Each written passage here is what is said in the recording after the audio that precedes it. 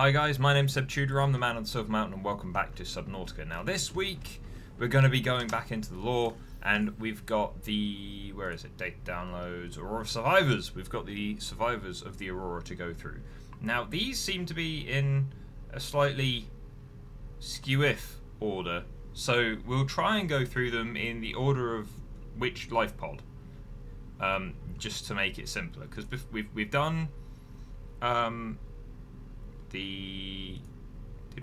we've done the operating logs, we've done the public documents, we've done the codes which we took a brief look at, we've done the gassy survivors. I think we took a look at the survival package, which is just this is what's going on here, and I think we took a look at the technical info as well, so there's that.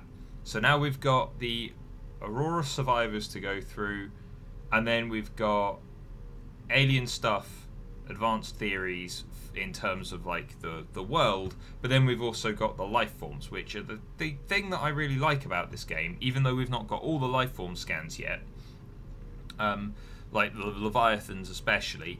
I kind of want to go through all of this stuff, possibly see where we end up after that, after we've been through all of this, with the end of the game coming up and stuff like that. And releasing the Sea Emperor's babies and things, curing ourselves of the Kara.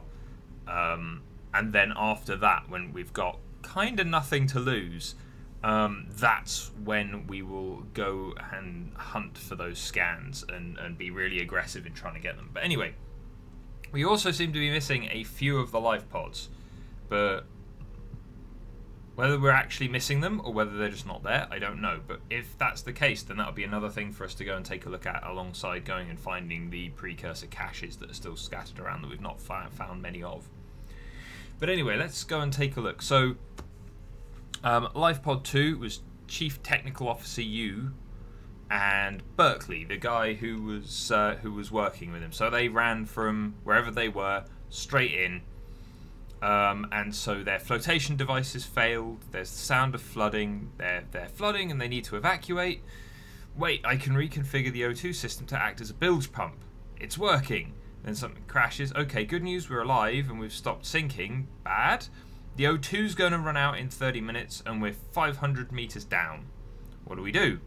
We use the remaining juice to send distress signal or distress call and build whatever gear we can, then we find a way to the surface. In which case, chances are, as they left from their life pod, they got intercepted by warpers or other life, a Reaper or something, and got eaten.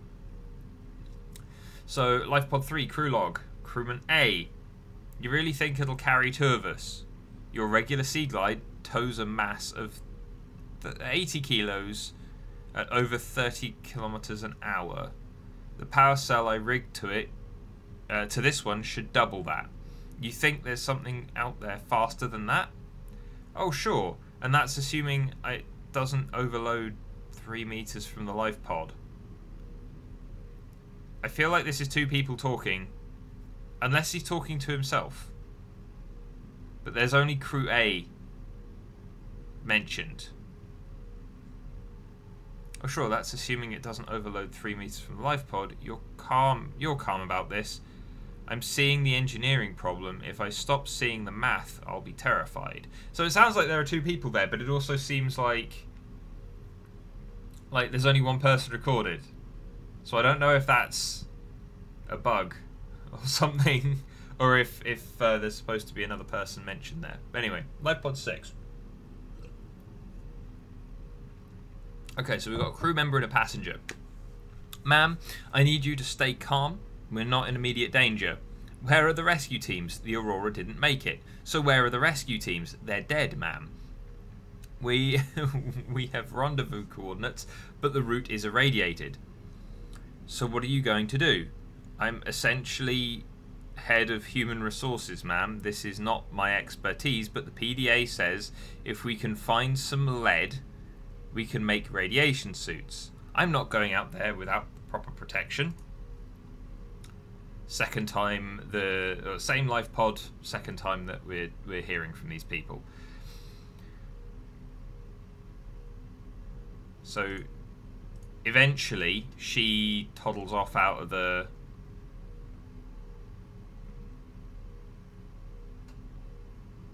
No, the passenger... I shouldn't have let her leave me here. It's getting dark. She's probably gone to the rendezvous on her own or drowned trying. So I have to do something. I'm going to send up a flare. Sound of flare being lit. Sound of hatch opening. What are you doing? Sending up a flare. Where have you been? That's not a distress flare. Stop waving it around like that. You'll catch the... Oh wow, she blew them up. So I remember a log about radiation suits that had someone try and leave and they hadn't fitted their suit properly, and so apparently these passengers are just deadly. So Lifepod 7. I've tried everything. The fabricator's situational analysis circuits are fried.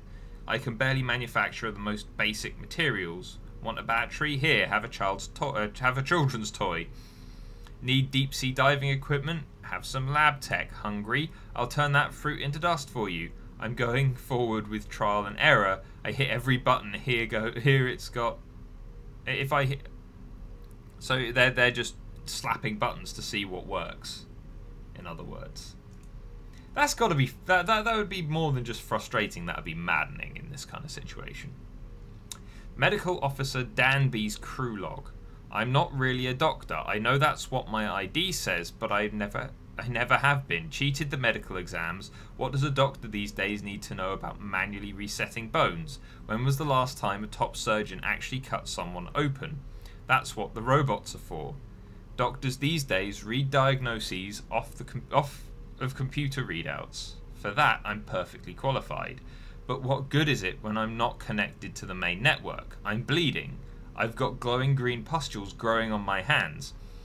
I run a self-scan and it tells me I've got skin irritation. The only thing I studied in medical school was how to lie convincingly. The hell do I know how to treat an alien disease? I think I'm going to die down here. Right, so the doctor... Because everything is so standoff in regards to we've got the technology for it and everything else out there in this universe, he's injured. He's got infected with the Kara very fast. His weakened immune system means that it's taken hold of him very quickly, and he's kind of stuck. So this is where, in regards to Bart Torgal with his digi-training or whatever, and us with our practical skills, we're more valuable than anyone that's got any, it's the shift in merit between being able to work within the company structure and just being able to jump through hoops. As he says, cheating medical exams, he was able to jump through the hoop and he was given all this authority. But then when it actually comes to a real world situation where you're removed from all of that, he's tantamount to useless, and he's going to die as a result, which is unfortunate. But this is Emissary Joki Kassar's Lifepod. So Lifepod systems online. Passenger 07, Emissary Joki Kassar has boarded the Lifepod. Lifepod launch sequence initiated. Lifepod detached from Aurora OK. Kassar, my creators, the cherishers and sustainers of worlds, give me this day my daily pleasures, and I give to those who seek pleasures from me. Entering planetary atmosphere, external temperature approaching critical levels. Show me the path in life, truth, and love, for mine is the power, I am the one, on and off again and on. Exterior hull damaged, life support systems failed, impact imminent. Life is a game which the universe plays with itself. I am done playing as this bundle of flesh. Return me. Atham. So he's praying in the Mongolian fashion to the universe as he's about to die, which is kind of part of me wonders if, I mean, granted, he couldn't have avoided the crash so much, but part of me thinks that there should, he isn't maybe the best person to send out looking for other people if that's all. If his focus is on this instead of finding a way to potentially stay alive. If he was strapped in his seat, if he was kind of properly aware of his situation and stuff like that, then maybe he would have had a better chance of survival instead of just praying. So there's a lot that makes me just kind of go, eh. But then again, that might just be me being skeptical of religious people anyway, because I feel the religious element removing responsibility, as much as they try to be responsible with this, it's still that transference to something else, something other, which, I feel like there's a lot of that in these logs. We've got the medical officer going, well, I didn't need to, the computer had it. The emissary praying, the passenger complaining to the crew member, and then as soon as they decide to take responsibility because they have decided to take responsibility in the wrong way, because they are continually trying to kind of shrug blame off onto other people, they blow up their Lifepod. But anyway, Lifepod 17, Aussie's log, day of the crash. Don't know what the heck is happening. Scared, not going outside. Shadows in the water under the hatch. Can't tell if rocks or aliens. Weird-looking caves nearby. The Aurora was carrying everything needed to build a phase gate. Mobile vehicle bays, bioreactors, propulsion cannons. It had a cinema. There was a zero-G gym. My cafe. I don't understand how we're here now. I don't know why no one's coming for me. So this was a member of the support crew, because he ran a cafe aboard the ship. So that's interesting. It seems like, again, even though it was an Altera vessel, you still had essentially catering contractors and people like that working in minor capacities on board. Which, I suppose it's like, if you're going to set up and you're going to be competitive on this thing, then they're going to let you do it because that's their whole shtick. But so this is Officer Keynes' log. So this is his crew log. So to all crew, if you are reading this, then you have followed the automatic distress signal broadcast by this Lifepod's onboard computer, contrary to my orders. I have been forced to evacuate. Your orders are to disregard my safety and attempt to reach the designated rendezvous coordinates at the nearest landmass. I hope to see you there. And then this was his voice log that was from his personal PDA as he was shifting, as he was in the Lifepod and leaving for the planet, like moments before the ship went down wholesale. In which case, the captain, Keen, this is the Aurora, come in. This is Keen, Lifepod detached okay, planetfall in 30 seconds. Which, again, I don't know if he's talking 30 seconds until he actually hits the upper atmosphere and stuff like that, or if he's because that seems pretty quick to fall through the upper atmosphere. And so I don't like. But anyway, I'm getting sidetracked. The computer has identified a landmass at the attached coordinates. I want you to regroup the crew there. Understood, but they're your responsibility now. Don't let them down. Captain, you need to evacuate. Negatives. You guys need the ship in one piece if you're going to contact Head HQ. On the long range, I'm attempting to control descent. And then the explosion happens. Keen's calling for the captain, then there's static. So we know that the captain basically sacrificed himself to help save as much of the ship as possible, so that there was the equipment on board and all the rest of it for us, so that we could salvage from it. And it's a capital ship, so that's with a full phase gate on board. So that's a really useful resource, as much as we've not been back there a lot because there's a limited amount that's actually there for us to play with. But yeah, so that's, we can go back there and get more stuff, really, but also there's that Reaper, at least one Reaper in the way, which the last time I went over there, he decided to teleport in and destroy Speedy. So, I'm not maybe most looking forward to going back there. But then Keynes took control, and Keynes was giving us orders to head to what I believe is the floating island.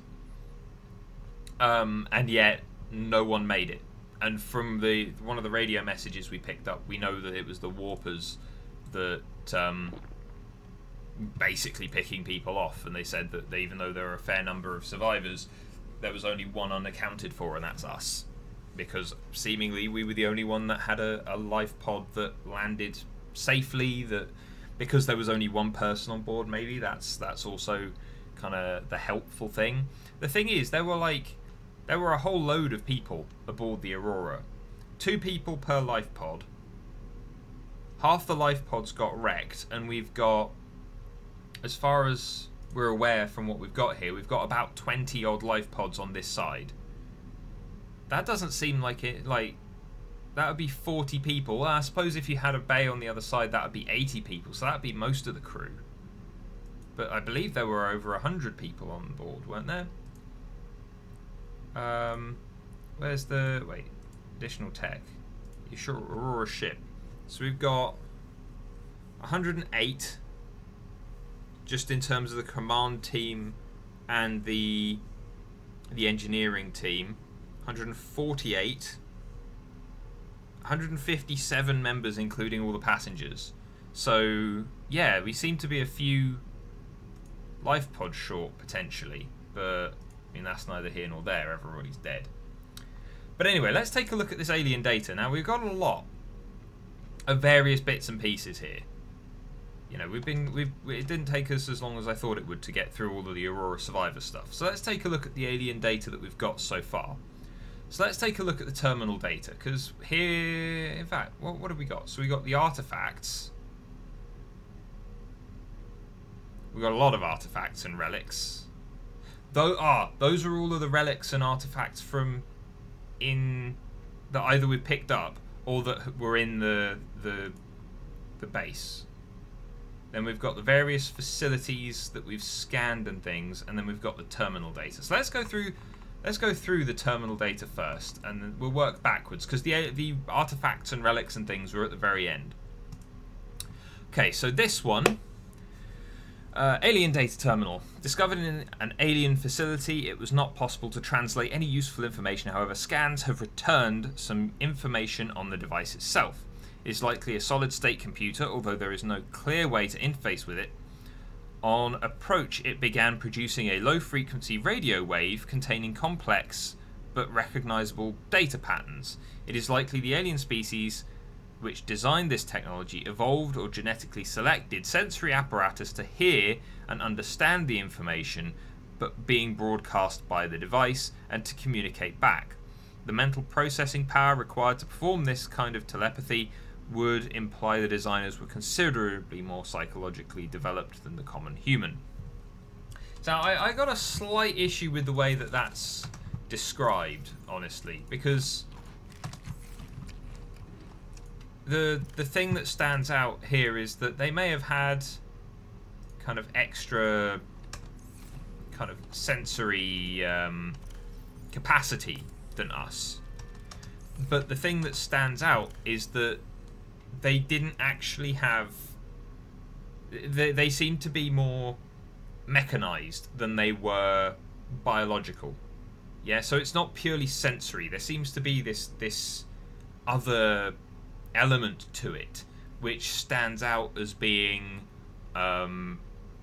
computerized, because that seems to be where the precursors had such a problem in not hearing the telepathic communications from the Sea Emperor. They couldn't hear. We know that they uploaded their brains to the various other bits and pieces, which I'm sure we'll get to in one of the other pieces of data here. But anyway, the Kara contagion profile. So this is what we're currently infected with, and which, in theory, will kill us at some point if we don't get the cure from the Emperor babies. This terminal contains extensive data regarding the bacterial contagion identified as Kara. Discovery, first encountered during routine network expansion on outer worlds. So does that mean, though, that it came here, that they came here and they found it here? Or does it mean that it was elsewhere? Because we don't know which outer worlds it was. So, and this is apparently quite far out from Earth at any rate. But we don't know where exactly that is. Pandemic development. Network error resulted in routine quarantine procedure failure. Contagion was uploaded to and spread quickly through the core worlds. Confirmed deaths 143 billion individuals. So this plague, this bacterial infection, the information on it seems to have been quarantined. Not just the bacteria itself, but it was uploaded to their network and then quarantined, but the quarantine failed, and so it was uploaded to and spread quickly through the core worlds. So it was potentially the information was transmitted and then it was replicated, which is kind of a horrific thought. You know, these highly advanced individuals with their core worlds, with billions and billions of intelligent individuals being wiped out by this bacteria that was basically, you know, their Norton antivirus or McAfee or whatever it was that they were using. Its quarantine procedure failed, and then as a result of that failure, billions of people died. You know, that's a crazily terrifying thought, that like one network error for their system just doomed planets. But bacterial mechanisms attaches to healthy living cells and mutates the basic genetic structure. See, now this is odd, because bacteria, they tend to attack stuff. They don't tend to be the things that mess around with stuff so much. That tends to be more viral. You know, that's why in you're using proteins in things like CRISPR, or you're using retrovirals as parts of gene therapies to change structures and to kind of edit genes to one extent or another. So a bacteria that is essentially like attaching itself to a healthy living cell, and then like poke, because it's going to have this. So this isn't strictly like, it might be cellular like a bacteria, but this is an alien thing. It's not bacterial. It's not viral. It seems to be somewhere between the two, which is again kind of scary. But again, would antibacterials work against it is the question, because you know, we're capable of destroying bacteria in and of itself. You know, we disinfect stuff all the time, be it with hitting it with radiation or whatever else, and yet that doesn't seem to have slowed the Corral down. Like we irradiated a huge amount of the sea, and it was ongoing, seemingly with more kind of mid-duration forms of radiation as well, or unknown types, because it's not gamma rays, because gamma rays are just, you know, X-rays and gamma rays are just very quick kind of bursts of radioactivity. They don't linger so much. That's more alpha and beta kind of radiation types that kind of linger and sit and cook you from the inside out kind of thing. So it's unless it's probably some fantasy form of radiation that's been thrown into the game. But we irradiated a huge amount of the sea, and yet it still didn't seem to slow the Corral down in that area, because we could still see infected kind of fish and things, and the fish didn't seem to be fussed by it at all. You know, we were, but the fish didn't seem to care. So it's interesting that that's a thing, considering that, you know, that's the way of it, you know. But anyway, symptoms. Stage 1, gradual immune system failure. 2, green skin lesions and flu-like symptoms. Unpredictable alterations to biological structure. And then complete shutdown of executive function. See, now it says complete shutdown of executive function. It doesn't say death. So this is the thing that stands out to me about some of the other stuff that we'll take a look at in a little bit. It causes your immune system to fail, which, if it's going to start making alterations, then you'd expect it to shut your immune system down so that it can have its way. green lesions and flu-like symptoms, which is what we've got. So we're in stage 2. And because we're the player character and we have plot immunity, we won't get on to stage 3, thanks to the Sea Emperor. But so we've got this bit here, but that's it's showing that it's present more so than anything else. And because we've got flu-like symptoms because our immune system's been shut down, I guess. Then we've got unpredictable alterations to biological structure, in which case that's suggesting like potentially quite significant, because it was talking about mutation earlier.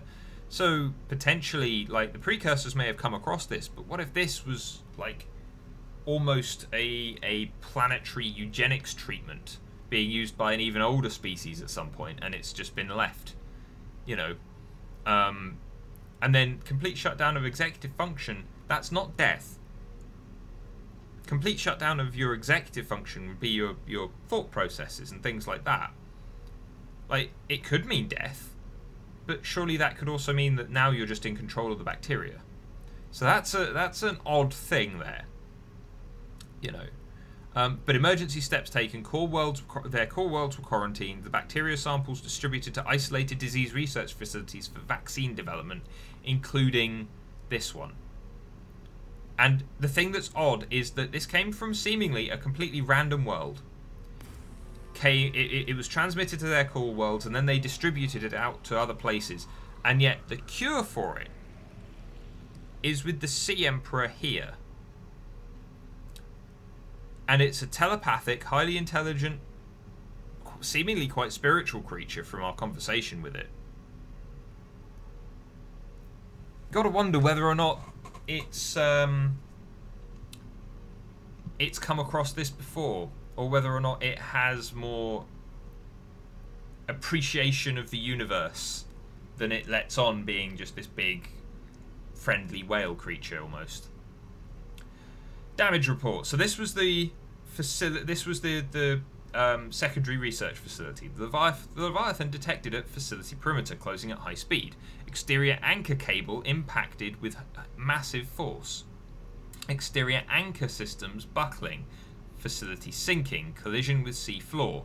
Breaches detected in containment Unit 7 Leviathan eggs. Immediate specimen destruction protocol initiated. 314 specimens destroyed. 1 specimen unaccounted for. Evacuating staff to off-site sanctuaries. Planetary quarantine protocol initiated at the following sites: ground-to-air quarantine, enforcement platform, power plant, and primary containment facility. Infected individuals may not leave the planet. So the Leviathan attacked that base, and it was the attack on that base that triggered the quarantine. Calorie intake recommended.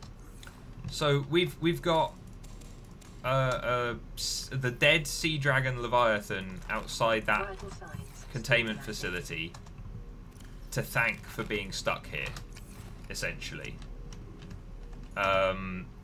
Which is interesting, because it's the thing is 314 specimens destroyed, 1 specimen unaccounted for.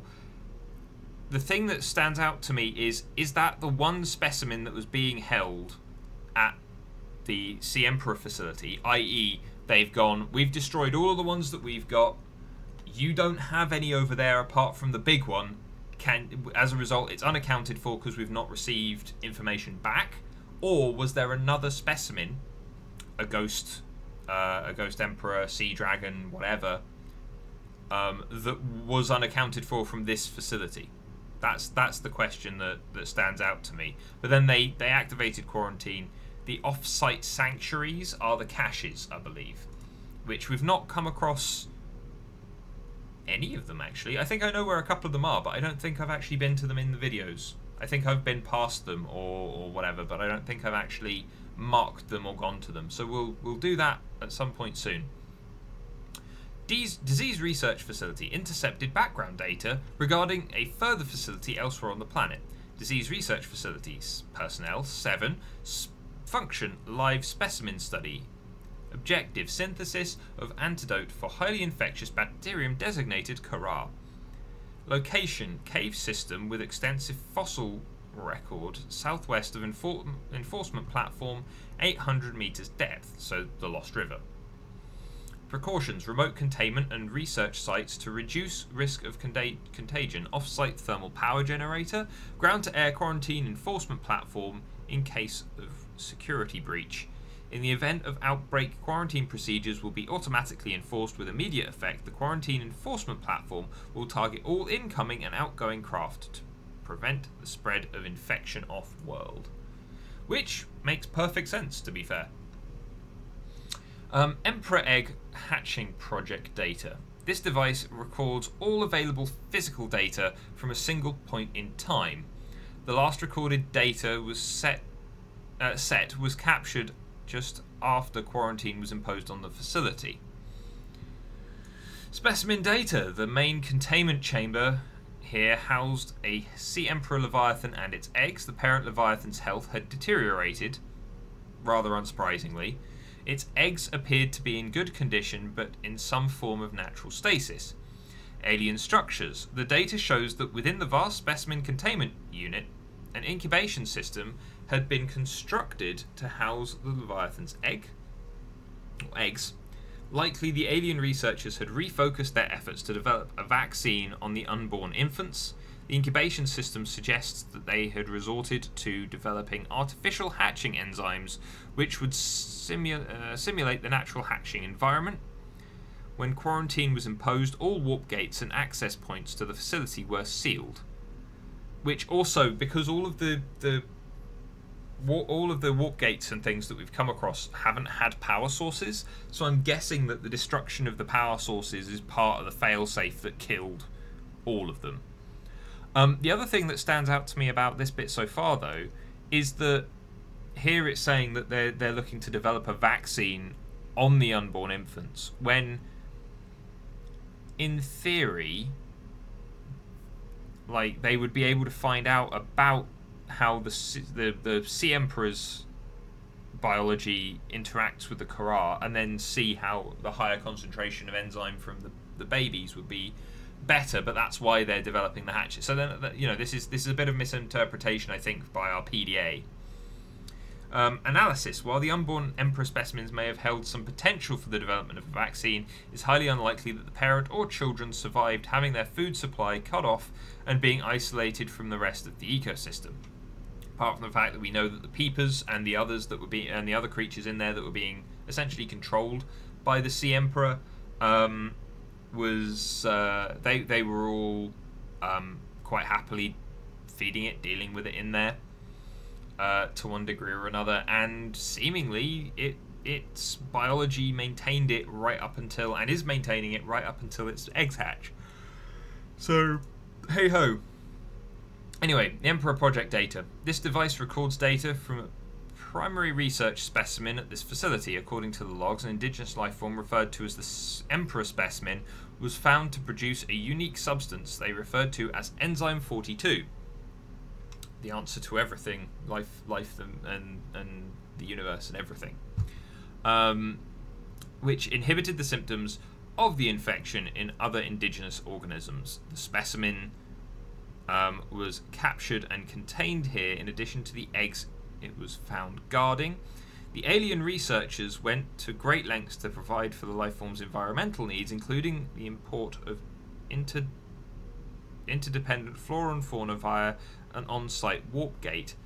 However, its health quickly began to deteriorate. Yeah, because it was you had caged it and you weren't talking to it. You didn't actually know what it wanted. Also, by means of containment, how did they do that? I would imagine by some form of force, which wouldn't, that's a lot of stress to put on a creature, whether an intelligent creature or otherwise. At the time of the bacterial outbreak and resulting quarantine, all attempts to develop the enzyme into a vaccine had been unsuccessful. Okay, so but the thing is, that's a vaccine for them again. And as I mentioned a couple of times before, in regards to the kind of psychic and electrochemical element of some of these creatures, there seems to be some kind of crossover between, at the very least, the way that our brains work, our eyes work, and the way that these creatures function as well. So potentially the precursors were just so alien or so semi-mechanoid that they couldn't interact with it, and the vaccine wouldn't work. Just the enzyme, like we bathe our hands in the enzyme and it cures us, which we'll get to once we hatch those baby emperors. But the other kind of issue with this is that we've not got the precursors potentially just couldn't turn enzyme 42 into a vaccine because their biology and whatever else that they'd done to themselves was so different. The enforcement platform schematic. This data set appears to be a multi-dimensional schematic of some kind. By mapping the pattern to three-dimensional spaces, it's possible to gather a basic understanding of the facility's internal workings. Construction and material. The facility's unknown construction material is identified as an ultra-hard, non-reactive metal amalgam synthesized from off-world materials. There is no indication that it can be damaged or destroyed by available means. Power. The schematic indicates that the facility was to be powered by a separate self-sustaining power plant located elsewhere on the planet. The location is not listed, but there is evidence the designers intended to harness the power's natural thermal energy, which would make sense, to be fair. Layout. The facility consists of an upper engineering section where this schematic was found, and the control room, which is accessed via a security-sealed elevator shaft and a separate underwater moon pool. Control. The control room in the lower section houses the only known way to interface with the facility. However, the schematic does not detail the operation procedure or installed security measures, which again would make sense. You wouldn't necessarily want to spell all of that out for someone who's trying to leave the planet, especially someone who's infected. Excuse me. Right. Fauna reproductive data. So this terminal consists of extensive alien research data on the local fauna, or animal life, with the special focus on their reproductive methods. Core conclusions have been synthesized. The aliens discovered just one sex on the planet. They observed local organisms engaging in asexual reproduction. All healthy individuals tested were capable of egg laying. Eggs usually require the genetic material from another of the species. However, in rare case, only one parent was required, with evolutionary mutation introduced by the effects of the environment itself. So now this is interesting. So they did have sexual reproduction, in which case you would have two partners coming along, copulating and creating eggs. Or at the very least, eggs would be laid and then another of the species would come and inseminate them, fertilize them, whatever you want to say. I mean, they were. The thing is, then they could do it by themselves, and it's so then though the environment. So they're talking about more epigenetic impacts, which is interesting as a mechanic. But the thing that then stands out is, in these creatures' biology, if this is the rule for this planet, then how does it work when an egg has had like biological material from two parents? Does that prevent the environment from causing minute mutation and epigenetic difference? Because if it doesn't, then that one is going to have much more, and then surely that would create an environment over time of sexual reproduction as opposed to asexual reproduction being more beneficial for advancement and mutation and growth, as it has on Earth. So there's an odd thing there that isn't explained here. Research appears to have been focused around hatching conditions and genetic variations between parent and child, which again is to do with the sea emperor and its babies. Fossil data. This terminal contains fossil data recorded from the volcanic rock that was excavated to construct this facility, and I believe this is from the power station from the geothermal power source. It's been possible to extrapolate a number of key trends. Genetic divergence. The aliens recorded data on indigenous organic remains originating between 10,000 and 1,000 years ago. The life forms on record feature an unusually low overlap with those encountered so far on 4546b, which again is interesting because it's either suggesting that the Kara has come in and mutated everything, or that there was something that stabilized elements of the environment, which again, but not all of it, which again could be the Sea Emperor, especially if it's kind of not, if it's more than it seems. Extinction event.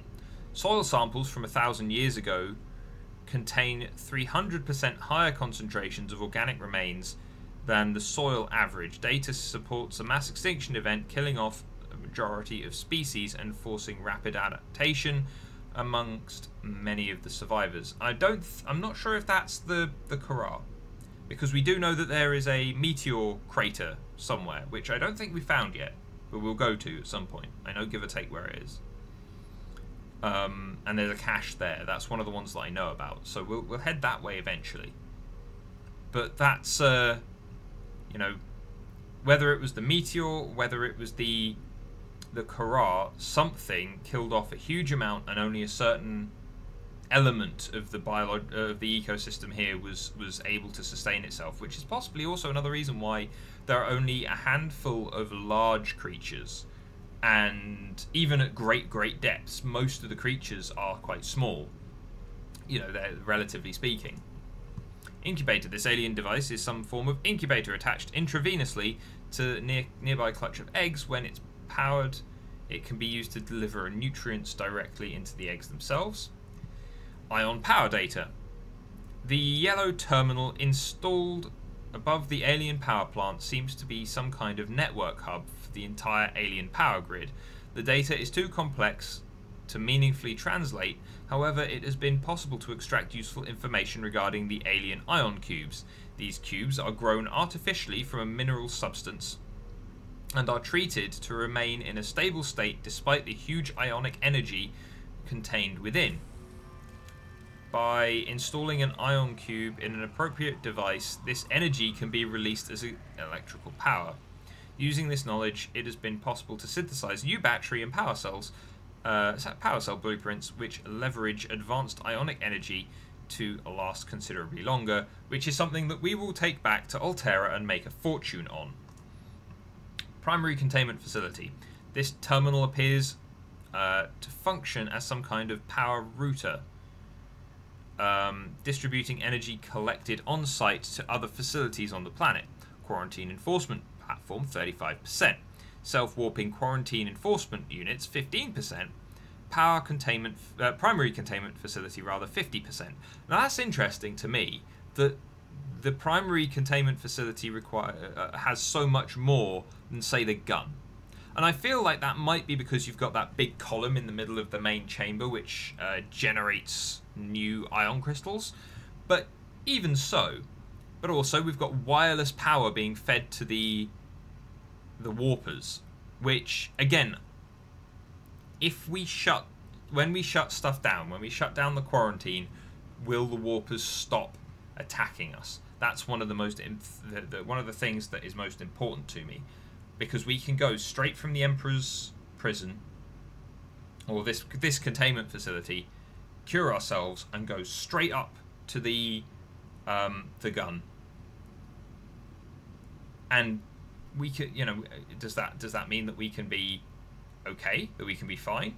That we can just jump through that teleporter, come out the other end, or even jump through the teleporter in the primary research facility in the Emperor's pool, and come out the other end and just walk straight up there and turn it off, in which case will the warpers no longer harass us when we go down there? That's what I'm hoping for, but whether or not that's actually part of what happens, I don't know. There is no clear way to interrupt the power flow. However, the information available makes it possible to calculate more precise locational information for the primary alien facility. Primary containment facility location updated, constructed within a natural chasm. connected to this cave network, south-southeast, area of volcanic activity, depth 1.4 kilometers. And it is literally sat, seemingly, at the beginning of, like, at the very, very top of the actual kind of lead down into the volcano that we're sat on top of. So, you know, that's a really arguably quite daunting thing, you know.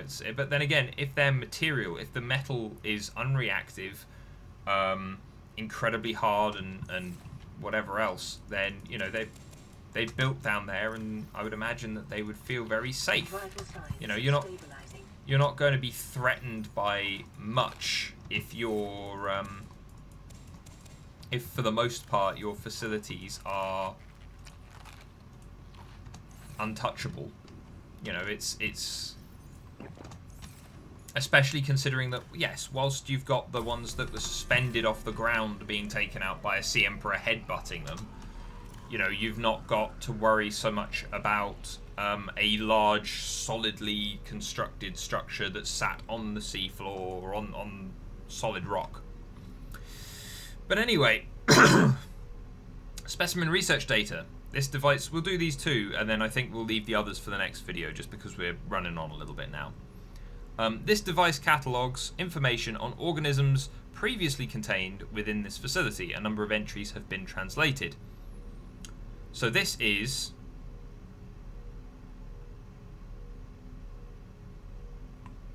I'm not sure which facility this is from. I think this could be... Yeah, this is from the Sea Emperor facility, I think.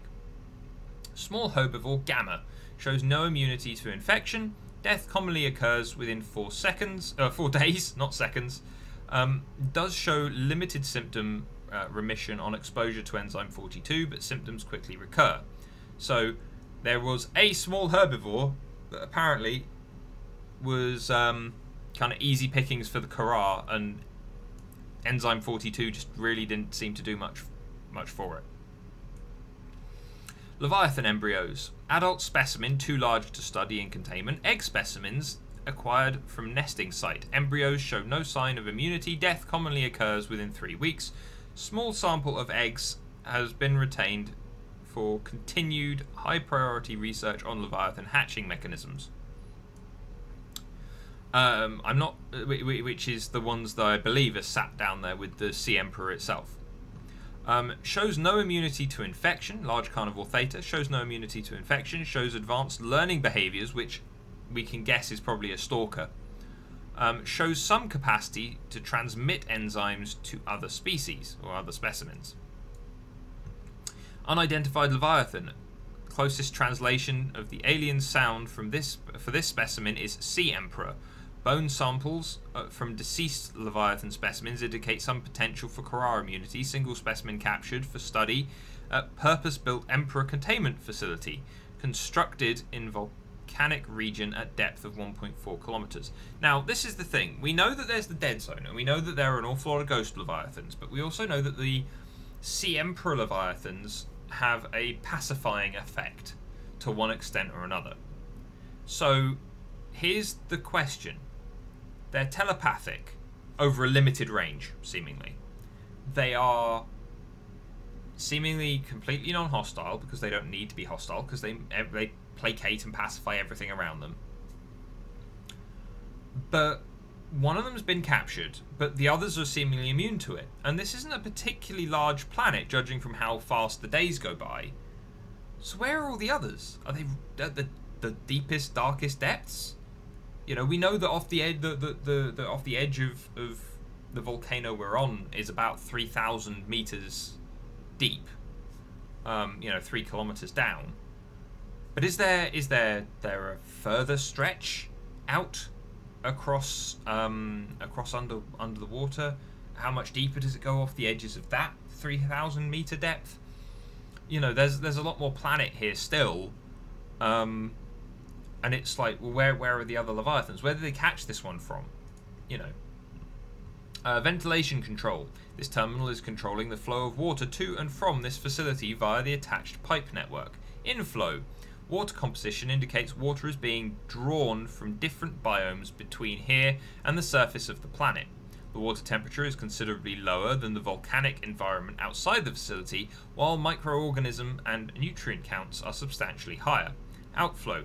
Oxygen-deprived water is being flooded from the system and recycled back up to the surface, which you would expect, but you also had the peepers travelling through there, seemingly transmitting biological material and other bits and pieces, as well as, to be fair, being a food source, I would imagine, considering how rich in nutrients the peepers are for us as much as for anything else. Right, how long have we been going? We have been going for 50 minutes, guys. So what I'm thinking we'll do is we've got through 2 sections today. We'll just quickly save to make sure that these batteries that we've been charging up whilst we've been here have been all sorted and taken care of. But what we're going to do, guys, is I think we'll leave it here again for this one, and we'll come back to... Well, we'll come back to the rest of the scan data and the alien artifacts, the advanced theories, and then the only thing left to take a look at is the indigenous life forms. And so we've got a fair number of these, but they should, in theory, be quite quick to get through, even though there are a fair number of them. And then, yeah, on top of that, the advanced theories, they're a handful. So that should all be fine. We can take a look at the vehicles and equipment and stuff if we want to later on as well. Let me know down in the comments if you'd like me to take a look at the equipment specs and work out some stuff around those as well as we're looking into it. But otherwise, the life forms are going to be interesting, and then after that, we've got a couple of things to do. We've still got more to discover. We've got the caches. We've got the various other bits and pieces kicking around the place. Any other life pods that we've still missed, because we don't seem to have a full list of numbers there yet.